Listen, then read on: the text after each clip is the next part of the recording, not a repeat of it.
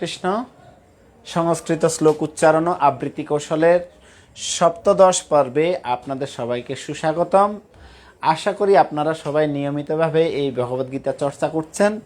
আজকে আমরা শ্রীমদ্ ভগবদ্গীতার অষ্টম অধ্যায়ের 1, 5, 7, 10, 14 এই 5টি শ্লোক আবৃত্তি উচ্চারণ করব প্রথমে, তারপরে আমরা সুর দিয়ে আবৃত্তি সুরে আমরা সেটা অনুশীলন করব। তো এই অধ্যায় প্রথম শ্লোক অর্জুন উবাচ, অর্জুন ভগবানকে প্রশ্ন করেছেন কি কিম তদ ব্রহ্ম কিম অধ্যাত্মম কিম কর্ম পুরুষোত্তম অধিভূতম চ কিম প্রোক্তম অধিদৈবম কিমুচ্যতে।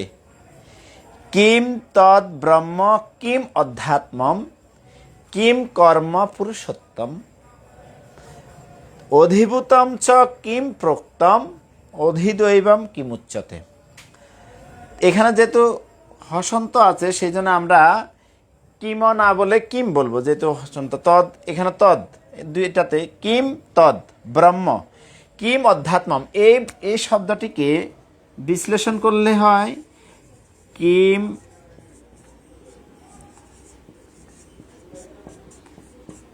বাংলা হবে কিম প্লাস অধ্যাত্মম।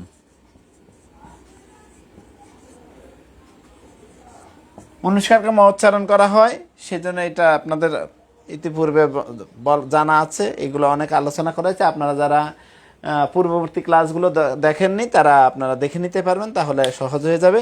তাহলে কিম, এখানে যেহেতু ম আছে, এখানে আমরা অটা পূর্ববর্তী ধৈর্যফলা আকার আর আগে অটা যুক্ত হয়ে অধ্যাত্মম হয়েছে। কেননা ময়ের সাথে অযুক্ত বর্ণের ব্যঞ্জনের স্বরবর্ণের যুক্ত হয়ে ম হয়েছে, সেই জন্য কিম অধ্যাত্মম। আর এটাকে অনুষ্কারকে ম উচ্চারণ করা হয়, ইতিপূর্বে অনেকবার আলোচনা হয়েছে। তো কিম তদ্ব্রহ্ম কিম অধ্যাত্মম, এটা এই শব্দটির দুটি সন্ধি বিচ্ছেদ, কিম প্লাস অধ্যাত্মম। কিম কর্ম পুরুষোত্তম অধিভূতম, তাহলে অনুষ্কার যদি ম হয় তাহলে অধিভূতম চ কিম হবে প্রোক্তম। এখানে ম এর সাথে এসে একই রকম প্রোক্তম, প্রোক্তমে ম হচ্ছে প্রোক্তম প্লাস অধিদৈবম, অধিদৈবম অধিদৈবম। কিম উচ্চতে, এখানে যেহেতু হ্রস্বকার আছে, এটা উচ্চারণ হবে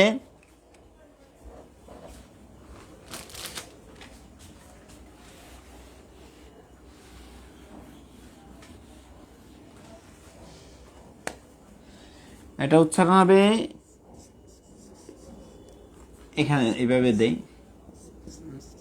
কিম প্লাস উচ্চতে। উচ্চতে শব্দের অর্থ হচ্ছে বলা হয়, সংস্কৃত উচ্চতে, বাংলা উচ্চে বলা হয়। যেমন এখানে উবাচ মানে বললেন, আর এখানে উচ্চতে মানে এটাও বললেন, কিম উচ্চতে। কিম তদ ব্রহ্ম কিম অধ্যাত্মম কিম কর্ম পুরুষোত্তম অধিভূতম চ কিম প্রোক্তম। এখানে এসে থামতে হবে, প্রোক্তম আমাদের সুর এবং ছন্দ মিলানোর জন্য এখানে শব্দের মাঝখানে প্রোক্তম বলে অধিদৈবম কিমুচ্যতে। এখন আমরা আবৃত্তি সুরে দুইবার উচ্চারণ করব। কিম তদ ব্রহ্ম কিম অধ্যাত্মম কিম কর্ম পুরুষোত্তম অধিভূতম চ কিম প্রোক্তম অধিদৈবম কিমুচ্যতে। কিম তদ ব্রহ্ম কিম অধ্যাত্মম কিম কর্ম পুরুষোত্তম অধিভূতম চ কিম প্রোক্তম অধিদৈবম কিমুচ্যতে। হরে কৃষ্ণ। পঞ্চম শ্লোক সবচেয়ে গুরুত্বপূর্ণ শ্লোক। অন্তকালে চ মামেব স্মরণম মুক্ত্বা কলেবরম ইয়ঃ প্রয়াতি সমদ্ভাবম ইয়াতি নাস্তত্র সংশয়ঃ। অন্তকালে চ মামেব স্মরণম মুক্ত্বা কলেবরম ইয়ঃ প্রয়াতি সমদ্ভাবম ইয়াতি নাস্ত্যত্র সংশয়। এখানে অন্তকালে চ, এই দুটি শব্দ কোনো সমস্যা নেই। মামেব, এটা ভাঙালে মাম প্লাস এব, মাম এব।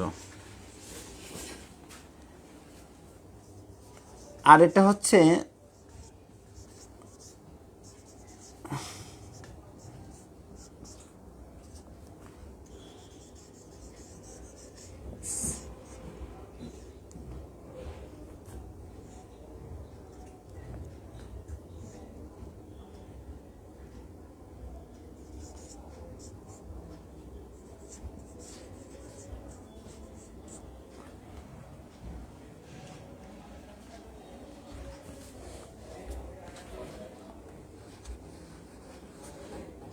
আমরা উচ্চারণ করব একটু পরে স্মরণম।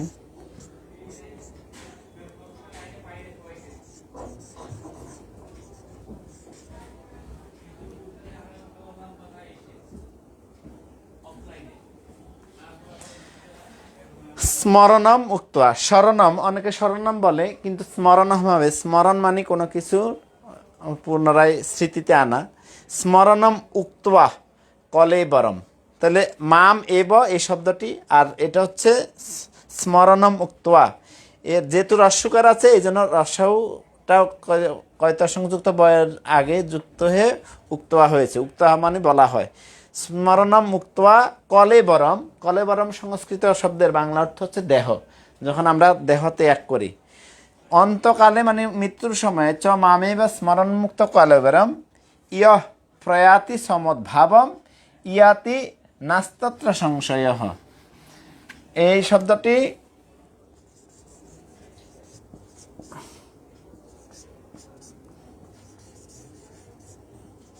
বাংলার নাস্তি অত্র,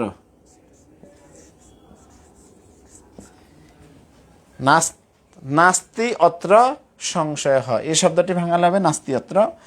ইয় প্রয়াতি সমদ্ভাবম ইয়াতি নাস্তি অত্র সংশয়। তো এটা সবচেয়ে গুরুত্বপূর্ণ শ্লোক ভগবদ্গীতার, ভগবান আমাদের শিক্ষা দিচ্ছেন, সেটা আমরা আলোচনা করব পরবর্তীতে।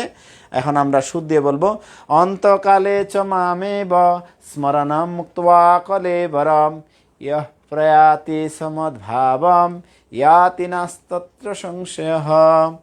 অন্তকালে চ মামেব স্মরণম মুক্ত্বা কলেবরম ইয়ঃ প্রয়াতি সমদ্ভাবম ইয়াতি নাস্ত্যত্র সংশয়ঃ। হরে কৃষ্ণ। সপ্তম শ্লোক, তস্মাৎ সর্বেষু কালেষু মাম অনুস্মর যুদ্ধস্য ময়ি অর্পিত মনোবুদ্ধির মামেবেশ্বস্য সংশয়। তস্মাৎ সর্বেষু কালেষু মাম অনুস্মর যুদ্ধস্য ময়ি অর্পিত মনোবুদ্ধির মামেবেশ্বস্য অসংশয়। এই শব্দটি তস্মাৎ সর্বেষু কালেষু মাম অনুস্মরণ, এই শব্দটি হচ্ছে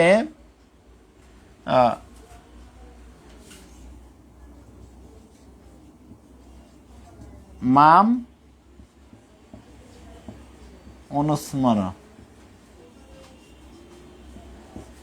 মাম অনুস্মর স্মর যুদ্ধ ময়ি অর্পিত মনো, এই শব্দটি অনেক বড়, এটা ভাঙালে হবে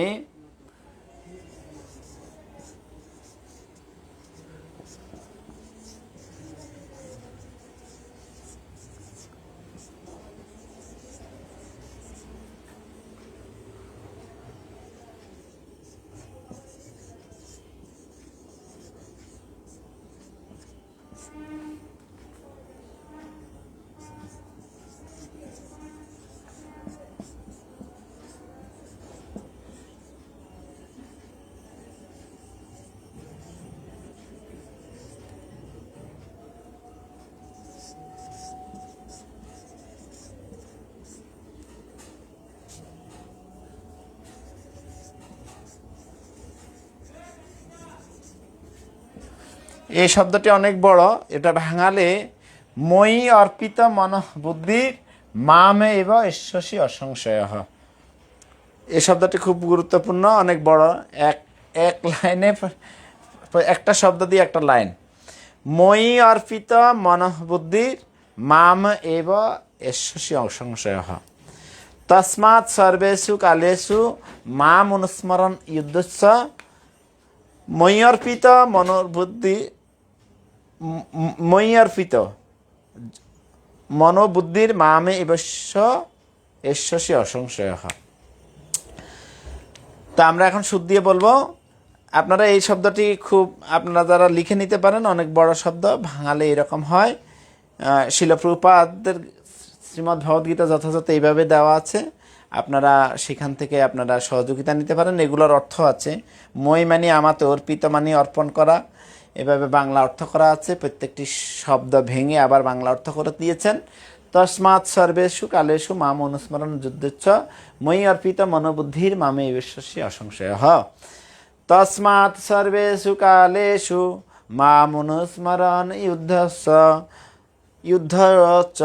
মই অর্পিত মনোর্বুদ্ধির মামে এব বিশ্বসী অসংশয়। তস্মাৎ সর্বেষু কালেষু মাম অনুস্মরণ যুদ্ধচ্ছ মই অর্পিত মনোর্বুদ্ধির মাম এব বিশ্বসী অসংশয়। দশম শ্লোক। প্রয়াণকালে মনসা চলেন ভক্তাযুক্ত যোগ বলেন চৈব ভ্রুবর মধ্যে প্রাণম আবেশ্য সম্যক সতম পরম পুরুষম উপেতি দিব্যম। প্রয়াণকালে মনসা চলেন ভক্তাযুক্ত যোগ বলেন চৈব ভ্রুবর মধ্যে প্রাণম আবশ্য সম্যক সতম পরম পুরুষম উপেতি দিব্যম। প্রয়াণকালে মনসা চলেন, প্রথম লাইনে কোনো জটিলতা নেই। ভক্তাযুক্ত, এটা পূর্বে আলোচনা করা হয়েছে, অন্তর্জাকে ওয়ের মতো উচ্চারণ করতে হয়। ভক্তাযুক্ত যোগ বলেন চ এব, এই শব্দটি ভাঙালে হবে হচ্ছে চ প্লাস এব চৈব। ভ্রুবর মধ্যে, ভ্রু মানে দিশ, ভ্রুবর মধ্যে,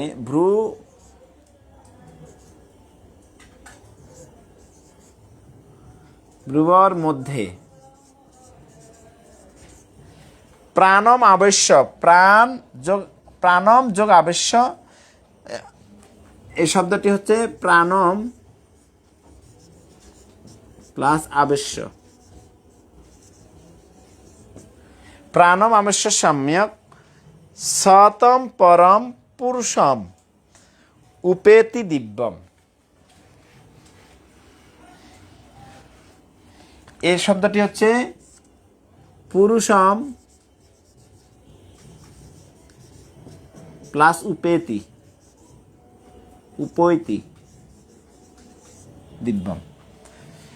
প্রয়াণকালে মনসা চলেন ভক্তাযুক্ত যোগ বলেন চৈব ভ্রুবর মধ্যে প্রাণম আবশ্য সম্যক সতম পরম পুরুষম উপেতি দিব্যম। তো এটি হচ্ছে 4 লাইনের শ্লোক।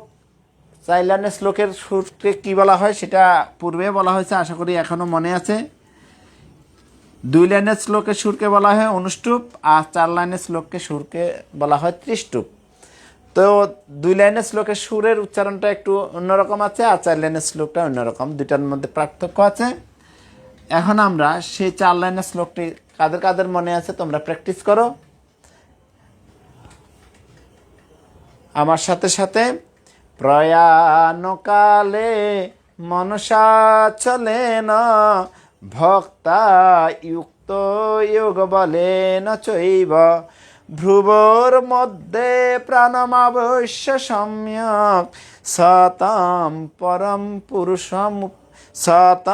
পরম পুরুষমুপেতি দিব্যম। প্রয়াণকালে মনসা চলেন ভক্তাযুক্ত যোগ বলেন চৈব ভ্রুবর মধ্যে প্রাণমাবশ্য সম্যক সতম পরম পুরুষমুপেতি দিব্যম। প্রয়াণকালে মনসা চলেন ভক্তাযুক্ত যোগ বলেন চৈব ভ্রুবর মধ্যে প্রাণমাবশ্য সম্যক সতম পরম পুরুষমুপেতি দিব্যম। অনন্য চেতঃ সততম ইয়মাম স্মরতি নিত্যশঃ তস্যাহং সুলভঃ পার্থ নিত্যযুক্তস্য যোগিনঃ। অনন্য চেতঃ সততম ইয় মাম স্মরতি নিত্যসহ তস্যাহম সুলভ পার্থ নিত্যযুক্তস্য যোগিনঃ অনন্য চেতঃ সততম ইয় মাম স্মরতি নিত্যসহ। এটা অনুসার এবং বিসর্গ, অনুসারকে হ উচ্চারণ করতে হয়, অনুষ্কারকে ম উচ্চারণ করতে হয়, বিসর্গকে হ উচ্চারণ করতে হয়। অনন্য চেতঃ সততম ইয় মাম স্মরতি নিত্যসহ।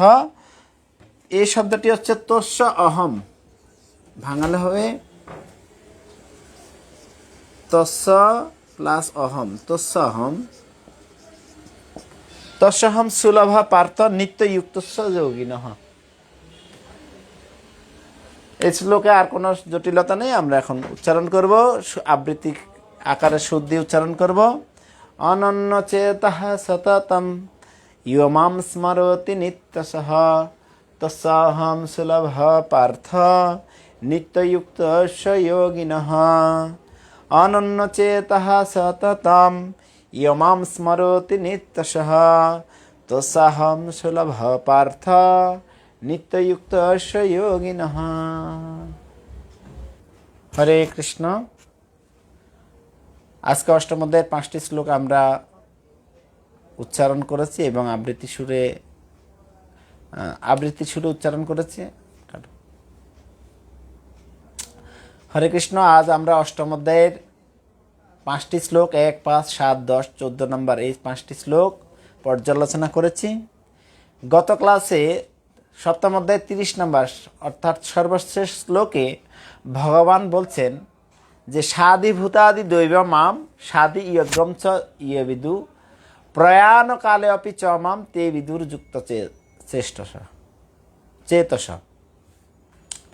তো এই অধ্যায়ের নাম হচ্ছে অক্ষর ব্রহ্মযোগ, বা আমাদের ভক্তিবিজয় ভাগবত স্বামী মহারাজ বলেন যে মৃত্যুযোগ। তো এখানে ভগবান অর্জুন প্রশ্ন করেছেন প্রথম শ্লোকে, প্রথম এবং 2 নম্বর শ্লোকে, প্রথম এবং দ্বিতীয় শ্লোকে অর্জুন 8টি প্রশ্ন করেছেন। প্রথম শ্লোকটি হচ্ছে কিম তদ্ব্রহ্ম কিমধ্যাত্মম কিম কর্ম পুরুষোত্তম অধিভূতম চ কিম প্রোক্তম অধিদৈবম কিম উচ্যতে। প্রথম শ্লোকের 5টি প্রশ্ন যে হে পুরুষোত্তম, ব্রহ্ম কি, অধ্যাত্ম কি, কর্ম কি, অধিভূত এবং অধিদৈব বা কাকে বলে, অনুগ্রহ পূর্বক আমাকে স্পষ্ট করে বলো। এ হচ্ছে 5টি প্রশ্ন। দ্বিতীয় নম্বর শ্লোকে 3টি প্রশ্ন করেছেন। সেটি হচ্ছে এ দেহ অধিযজ্ঞকে, এই দেহের মধ্যে তিনি কি রূপে অবস্থিত থাকেন এবং মৃত্যুকালে জিতেন্দ্রীয় ব্যক্তিরা তোমাকে কিভাবে জানতে পারেন। তো সপ্তম অধ্যায়ের শেষ শ্লোকটা হচ্ছে সাধিভূতাদি দেবং সাধি যজ্ঞম প্রয়াণ কালে অপি চ মাম। এই যে এখানে যে মৃত্যুকালে তোমাকে কিভাবে জানতে পারে, প্রয়াণ কালে চ মাম, মৃত্যুর সময় তারা আমাকে জানতে পারবেন। তো এই প্রশ্নের মৃত্যুকালের কিভাবে তোমাকে জানতে পারবে, এই প্রশ্নের উত্তর দিতে গিয়ে ভগবান এই অষ্টম অধ্যায়ের পুরো অবতারণা করেছেন। তো ভগবান এখানে বলছেন, তো প্রথম প্রশ্নটি হচ্ছে ব্রহ্ম কি। ব্রহ্ম হচ্ছে নিত্য বিনাশরহিত জীব, হচ্ছে ব্রহ্ম, মানে প্রত্যেকটি জীব নিচয়ক হচ্ছে ব্রহ্ম। কেন ভগবান ব্রহ্ম বলছেন, এই জন্য দ্বিতীয় অধ্যায়ের 12 নম্বর শ্লোকে বলছেন ভগবান, ন তেবাহম জাতুনাসম ন তম নেমে জনাদিপা ন চৈব ন ভবিষ্যম সর্বে বয় মতবরম। তুমি এবং আমি এই সমস্ত রাজারা পূর্বেও ছিলাম, বর্তমানে আছে এবং ভবিষ্যতে থাকবে, এবং ভবিষ্যতে আমাদের অস্তিত্ব বিনষ্ট হবে না। তাহলে আমাদের কি নষ্ট হবে? আমাদের এই দেহটা, নশ্বর দেহটা নষ্ট হবে, কিন্তু আমরা যে সর্বত্র চিন্ময় আত্মা, সেই আত্মা কখনো নষ্ট হয় না। সেই জন্য আমাদের ধর্মকে বলা হচ্ছে সনাতন ধর্ম। আর এখানে যে নিত্য বিনাশ রহিত জীব হচ্ছে ব্রহ্ম, তার মানে জীবের বিনাশ হয় নাই, আমাদেরকে মৃত্যু হবে না, কিন্তু আমাদের মৃত্যু হলে আমাদের এই দেহটাকে আমরা ত্যাগ করব। ভগবান দ্বিতীয় অধ্যায়ে খুব সুন্দরভাবে বর্ণনা করেছেন, বাসাংশী জীর্ণানি যথা বিহায় নবানি গৃহ্ণাতি নরপরানি তথা শরীরানি বিহায় জীর্ণান্ন অন্যান্য সংজ্ঞাতি নবানি দে। আমরা যেমন পুরাতন বস্ত্র পরিত্যাগ করে নতুন বস্ত্র পরিধান করি, আত্মাও সেরূপ পুরাতন দেহ পরিত্যাগ করে নতুন শরীর গ্রহণ করেন। তাহলে এটি হচ্ছে আত্মার বৈশিষ্ট্য, সেটি হচ্ছে ব্রহ্ম। ভগবান এটি বুঝান কিম ব্রহ্ম কিম অধ্যাত্মম। অধ্যাত্মম হচ্ছে ব্রহ্মের ব্রহ্মের বা স্বভাবজাত। ও আরেকটি কথা বলতে ভুলে গেছি, সেটা হচ্ছে আমরা হচ্ছে ব্রহ্ম, কিন্তু আমরা কখনো ব্রহ্ম নই। পরম ব্রহ্ম হচ্ছেন ভগবান। তা আমরা যেহেতু ভগবানের ক্ষুদ্রাতি ক্ষুদ্র অংশ, সেটির জন্য আমাদেরকে ব্রহ্ম বলা হয়। 15 অধ্যায় 7ম শ্লোকে ভগবান বলছেন, মামৈ বাংশ জীব লোকে মামা বাংশ জীবলোক জীবভূত সনাতন। এই সমস্ত জীব হচ্ছে আমার সনাতন অংশ। তো সেটি হচ্ছে ব্রহ্ম। দ্বিতীয় প্রশ্ন হচ্ছে যে অধ্যাত্ম কি, ব্রহ্ম কি? দ্বিতীয় প্রশ্ন হচ্ছে অধ্যাত্ম কি? অধ্যাত্ম হচ্ছে ব্রহ্মের বা জীবাত্মার নিত্য স্বভাবকে অধ্যাত্ম বলে। নিত্য স্বভাব কি? ভূতগণের উৎপত্তি এবং বৃদ্ধিকর সংসারেই নিত্য ব্রহ্মের নিত্য স্বভাবকে অধ্যাত্ম বলে। মানে জীবের যে স্বভাব অনুসারে কর্ম করা হয় সেটাকে অধ্যাত্ম বলে। আর কর্ম কি? এই অধ্যাত্ম জীবের যে স্বভাব সেই অনুসারে কর্ম করাটাই হচ্ছে কর্ম। যেমন ভূতগণের উৎপত্তি ও বৃদ্ধিকর সংসারে কর্ম, অর্থাৎ অপরা প্রকৃতি তার স্থিতি অনুসারে জীব পঞ্চভৌতিক জড়দেহ অথবা চিন্ময়দেহ প্রাপ্ত হয়। সে যখন নিজেকে জড় পদার্থ বলে মনে করে, জড়া প্রকৃতিতে আবদ্ধ থাকে, তখন সেই 84 লক্ষ বিভিন্ন শরীরের কোনো একটি শরীর প্রাপ্ত হয়। কিন্তু পরা প্রকৃতিতে তার একটি জড়া প্রকৃতিতে সে তার কর্ম অনুসারে মানুষ, দেবতা, পশু, পাখি আদির শরীর প্রাপ্ত হয়। স্বর্গলোকে সুখ স্বাচ্ছন্দ্য ভোগ করার জন্য সে কখনো কখনো যাগযজ্ঞের অনুষ্ঠান করে, কিন্তু তার সেই পুণ্য কর্মগুলি শেষ হয়ে গেলে এই পৃথিবীতে পতিত হয়, আবার মনুষ্য দেহ ধারণ করে। ক্ষীণে পুণ্যে মত্ত লোকবিশন্তি, এই প্রক্রিয়াকে বলা হয় কর্ম। অর্থাৎ মানুষের কর্মের প্রভাবে বা স্বভাবজাত ক্রিয়ার প্রভাবে সে কখনো উচ্চতর লোকে কখনো নিম্নতর লোকে পতিত হয়। এটাকে তার কর্মের অনুসারে যে অবস্থা প্রাপ্ত হয় সেটাকে কর্ম বলা হচ্ছে, বা এটাকে এই প্রক্রিয়াকে কর্ম বলা হচ্ছে। চতুর্থ এবং পঞ্চম প্রশ্ন হচ্ছে অধিভূত এবং অধিদৈব কি? জড়া প্রকৃতি প্রতিনিয়ত পরিবর্তনশীল, আর এই জড়া প্রকৃতিকে বলা হয় অধিভূত। অর্থাৎ এই জড়া প্রকৃতিকে বলা হচ্ছে অধিভূত। আর অধিদৈব হচ্ছে ভগবানের বিশ্বরূপ, যাতে সমস্ত দেব দেবী এবং অনন্তকোটি বিশ্বব্রহ্মাণ্ড ও লোকসমূহ অবস্থিত, সেটি হচ্ছে অধিদৈব। আর ষষ্ঠ প্রশ্ন হচ্ছে এ দেহে অধিযোগ্যকে? এ দেহে অধিযোগ্য হচ্ছে পরমেশ্বর ভগবান, যিনি অন্তর্যামী রূপে প্রত্যেকটি জীবের হৃদয়ে বিরাজ করেন। তিনি কিভাবে থাকেন? তিনি পরমাত্মা রূপে থাকেন। এটি হচ্ছে 7ম প্রশ্ন। আর 8ম প্রশ্ন হচ্ছে মৃত্যুকালে জিতেন্দ্রীয় ব্যক্তিরা কিভাবে তোমাকে জানতে পারে? আর এই প্রশ্নের উত্তরে ভগবান 5ম শ্লোকে দিয়েছেন, অন্তকালে চ মামেব স্মরণম মুক্তবা কলেবরম ইয় প্রয়াতি সমদ্ভাবম ইয়াতি নাস্তত্র সংশয়। মৃত্যুর সময় যিনি আমাকে স্মরণ করে দেহত্যাগ করেন, তিনি তৎক্ষণাৎ আমার ভাবে প্রত্য হন, এ বিষয়ে কোনো সন্দেহ নেই। তো এটি হচ্ছে প্রয়াণকালে চ কথম গেয়স্মি নিয়তাত্মবি। প্রয়াণকালে মানে মৃত্যুকালে জিতেন্দ্রীয় ব্যক্তিরা তোমাকে কিভাবে জানতে পারবে? সেটি হচ্ছে মৃত্যুর সময় আমরা যদি ভগবানকে স্মরণ করতে পারি। তার উদাহরণ আমাদের ভাগবতমে দেওয়া হয়েছে। পরীক্ষিত মহারাজ, যিনি শৃঙ্গিমণির পুত্র সমেক মুনির পুত্র শৃঙ্গিমণি কর্তৃক অভিশপ্ত হয়ে 7ম দিবসে তক্ষক সর্প কর্তৃক ধ্বংসিত হয়ে তার প্রাণ নাশ করবেন, দেহত্যাগ করবেন, এটা জেনে তিনি শ্রীমদ্ ভাগবত সুখদেব গোস্বামীর শরণাগত হলেন, সেখানে ভাগবত কথা শ্রবণ করলেন। আর সেই ভগবানের অপ্রাকৃত লীলা মহিমা শ্রবণ করতে করতে তিনি দেহত্যাগ করে অন্তিমে ভগবদ্ধামে ফিরে গেছেন। শেষ নম্বর 6ষ্ঠ শ্লোক হচ্ছে ইয়ম ইয়ম বাপি শরণম ভাবম তেজতন্তে কলেবরম তম তমে বৈতি কন্তে সদা তদ্ভব ভাবিতা। ইয়ম যম বাপি শরণম ভাবম। আর মৃত্যুর সময় যে ভাবিত বস্তুকে চিন্তা করে, যে বস্তুকে চিন্তা করে, সেই সেরকম বস্তুকে লাভ করে থাকে। সে তার উদাহরণ সেই ভাগবতমে দেওয়া আছেন। মহারাজ ভরত, যিনি তার রাজ্য শশা পৃথিবীর রাজা ছিলেন, কিন্তু তিনি রাজ্য পরিত্যাগ করে ভগবানের সন্তুষ্টি বিধানের উদ্দেশ্যে, ভগবানের তপস্যা করার উদ্দেশ্যে বনে গমন করেছেন। সেখানে হরিণ শাবকের প্রতি আসক্ত হয়ে তিনি মৃত্যুর সময় সে হরিণ শাবকের প্রতি কথা চিন্তা হয়েছে, পরবর্তীতে জন্মে তার হরিণ দেহ লাভ হয়েছিল। তো সেটি হচ্ছে প্রমাণ ভাগবতম আমাদের প্রমাণ দিচ্ছেন। গীতা হচ্ছে সূত্র আকারে দেওয়া হয়েছে, আর ভাগবতম হচ্ছে সেটি প্রমাণ। হ্যাঁ, সূত্রের প্রমাণ স্বরূপ আমরা সেগুলো ভাগবতমে পাই। তো যেমন অন্তকালে যেমন স্মরণ করে ভগবানকে স্মরণ করে পরীক্ষিত মহারাজ ভগবান কাছে ফিরে গেছেন, আর ভরত মহারাজ মৃত্যুর সময় হরিণের চিন্তা করে তিনি পরবর্তী জন্মে হরিণ দেয়া প্রাপ্ত হয়েছেন। এই দুটি শ্লোক এই জন্য খুব গুরুত্বপূর্ণ। আমরা এই জীবদ্দশায় আমাদের প্রাণবায়ু থাকা অবস্থায় আমরা যদি ভগবদ্ভক্তি অনুশীলন না করি, তাহলে মৃত্যুর সময় সেটি স্মরণ হবে না। আর ভগবানের স্মরণ না হলে অন্য জড় বিষয়গুলোর প্রতি আসক্ত হবে, আমরা সেই রকম দেহ লাভ করব। সপ্তম শ্লোকে ভগবান বলছেন যে তস্মাৎ সর্বেষু কালেষু মাম অনুস্মরণ যুদ্ধস্য। তাহলে আমি কিভাবে এই ভগবানকে স্মরণ করব? আমার তো সংসার আছে, পরিজন আছে, সমস্ত কিছু নিয়ন্ত্রণ করতে হয়, পরিচালনা করতে হয়। ভগবান সেটি দিয়েছেন। তস্মাৎ সর্বেষু কালেষু, তার উপায় বর্ণনা করেছেন। তস্মাৎ সর্বেষু কালেষু মাম অনুস্মরণ যুদ্ধস্য ময়্যর্পিত মনোবুদ্ধির মাম এবশ্যসি সঙ্গ। হ্যাঁ, হে অর্জুন, সর্বদা আমাকে স্মরণ করে তোমার স্বভাববিহিত যুদ্ধ করো বা কর্ম করো। এখানে অর্জুনকে বলছেন যুদ্ধ করা, তার মানে আমাদেরকে যুদ্ধ করতে হবে তা না, আমরাও যুদ্ধ করছি জীবন সংগ্রামে। হ্যাঁ, ভগবান বলছেন যে মনষষ্ঠ ইন্দ্রিয়াণি প্রকৃতি স্থানী কর্ষতি।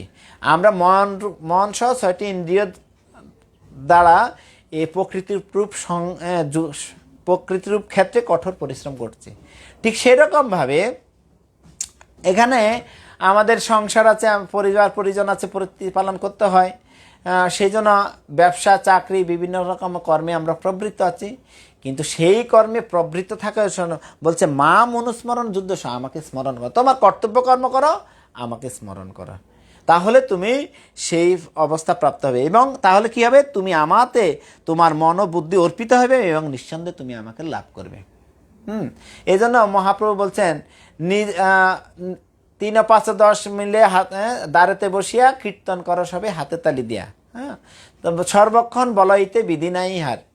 তো এটা সব সময় ভগবানের দিব্য নাম বা ভগবানের কথা সবসময় আমাদের স্মরণ করার কথা বলছেন। এবং আমরা যে কোনো কর্মে প্রবৃত্ত থাকি না কেন, সেই কর্মের ফাঁকে ফাঁকে বা সেই সময় রান্না করার সময় বা আপনি খাওয়ার সময় ভগবানের নাম রেকর্ডিং, এখন বর্তমান যে প্রেক্ষাপট, কত সুযোগ সুবিধা বৈজ্ঞানিক প্রযুক্তির প্রভাবে আমরা সেটিকে ভগবত সেবায় নিয়োজিত করতে পারি। আমরা রেকর্ডিং ছেড়ে দিয়ে হরিনাম শুনতে পারি, ভগবানের কথা শ্রবণ করতে পারি, প্রবচন শুনতে পারি, শুদ্ধ ভক্তদের, শিল প্রভুপাদের, গুরু মহারাজদের, আচার্যদের। তা আমরা তাদের এই প্রবচন শুনে আমাদের নিজেদের কর্মগুলো করতে পারি, সেই সাথে আমাদের ভগবানের সেবায় যুক্ত থাকতে পারি। এভাবে ভগবান খুব ধারাবাহিকভাবে, আমি বেশিক্ষণ আলোচনা করবো না, ধারাবাহিকভাবে এরকম আলোচনা করেছেন ভগবান। অভ্যাস যোগে যুক্ত না চেতসা না অন্যগানিম, অভ্যাস যোগে যুক্ত হয়ে আমাদের চেতনাকে সেভাবে ধাবিত করতে হবে, 8ম শ্লোকে বলছেন। এবার 10ম শ্লোকে বলছেন ওই যে প্রয়াণকালে, সেই প্রয়াণকালে মৃত্যুর সময় কীভাবে তোমাকে স্মরণ করতে পারে। প্রয়াণকালে মনসা স্মরলেন ভক্তা যুক্ত যোগ বলেন চৈব ভ্রুবর মধ্যে প্রাণমাবশ্য সম্যক সতম পরম পুরুষমুপেতি দিব্যম। যিনি মৃত্যুর সময় অচঞ্চল চিত্তে, লিখেছেন, অচঞ্চল চিত্তে ভক্তি সহকারে পূর্ণ যোগশক্তির বলে ভ্রুযুগলের মধ্যে প্রাণবয়কে স্থাপন করে পরমেশ্বর ভগবানকে স্মরণ করেন, তিনি অবশ্যই সেই দিব্য পরম পুরুষকে প্রাপ্ত হবেন। তো অচঞ্চল চিত্তে, এটা খুব গুরুত্বপূর্ণ।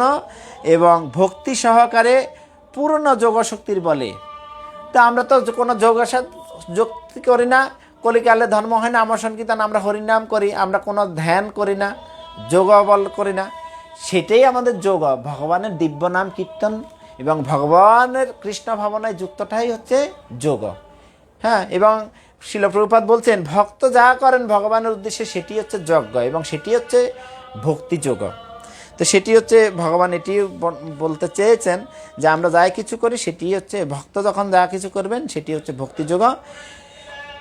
এবার 14 অধ্যায় 14 শ্লোকে ভগবান বলছেন অনন্য চেতা সততম ইয়মাম স্মরতি নিত্যস তসাম সুলভম পার্থ নিত্যযুক্ত যোগিনা। হে পার্থ, যিনি একাগ্র চিত্তে কেবল আমাকে নিরন্তর স্মরণ করেন, আমি সেই নিত্যযুক্ত ভক্তযোগীর কাছে সুলভ হই। ভগবান আমাদের কাছে সহজলভ্য হয়ে যাবেন। ভগবান এখানে বলছেন কিভাবে, একাগ্র চিত্তে যদি তাকে নিরন্তর আমরা স্মরণ করি। হ্যাঁ, তো এইভাবে ভগবান পরবর্তীতে আরও বর্ণনা করবেন কিভাবে আমরা মৃত্যুর যে প্রয়াণকালে, মৃত্যু সময়, এই শব্দটি খুব গুরুত্বপূর্ণ। সপ্তম অধ্যায় 30 নম্বর শ্লোকে এবং অষ্টম অধ্যায় 2য় শ্লোকে ভগবান আবার প্রশ্ন করেছেন প্রয়াণকালে। আর প্রয়াণকালে মানে মৃত্যু সময়, অন্তিমকালে, আর সেটি হচ্ছে অন্তকালে চ মামেব স্মরণম। কীভাবে আমরা অন্তিম সময়ে ভগবানকে স্মরণ করতে পারবো, পরবর্তী আরও 14টি শ্লোক আছে, আমরা পরবর্তী ক্লাসে সেটি আলোচনা করব। এখানে আজকের পাঠ বিশ্রাম রাখছি। হরে কৃষ্ণ কৃষ্ণ কৃষ্ণ হরে হরে, হরে রাম রাম রাম হরে হরে। জয় শিল প্রভুপাদ কি জয়, পতিত পাবন শিল গুরু মহারাজ কি জয়, নিতাই গৌর প্রেমানন্দে হরি হরি বল।